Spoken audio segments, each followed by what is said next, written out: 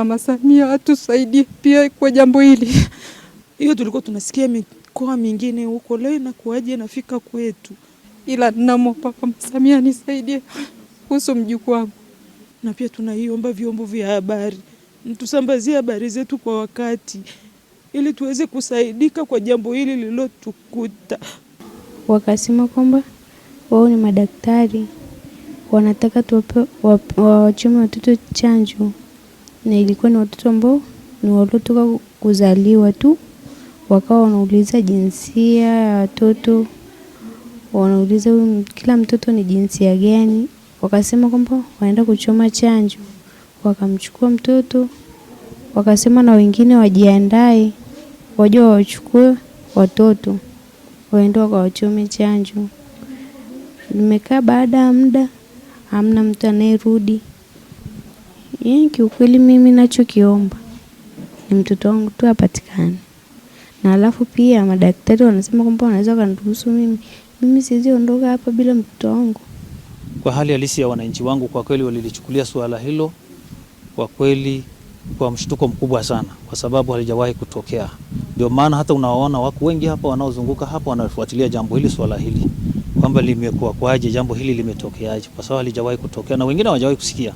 Kwa majina naitwa Dr. Madama Hussein, mganga mkuu wa halmashauri ya wilaya Babati.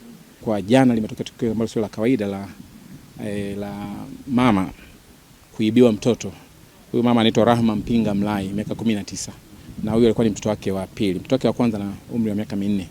Na huyu tu ndio alikuwa amezaliwa mtoto wa kike.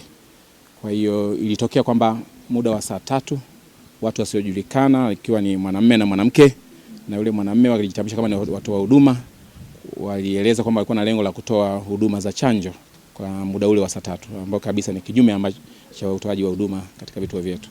Na walimchukua pamoja na kwamba kulikuwa na watoto wengine na mama wengine, watoto wao ambao walikuwa tayari wameshajifungua katika wodi ya kina mama baada ya kujifungua postnatal ward. Kwa hiyo walimchukua, na baada ya muda, baada ya saa moja mama aligundua kwamba mtoto harudishwi, na ndipo alitoa taarifa kwa wauguzi waliokuwepo. Matukio haya kunaendelea kutuamsha zaidi pia kuchukua hatua kwa maeneo mengine, kuzingatia mazingira ya kiulinzi na kwa maeneo yote, licha ya kwamba taratibu zipo, lakini tunadhani pia tutaendelea kusimamia katika maeneo yote ya serikali, lakini pia na jamii kwa ujumla. Wito wangu kwa wananchi wawe wastahimilivu. Jambo hili limeleta huzuni na mshtuko mkubwa.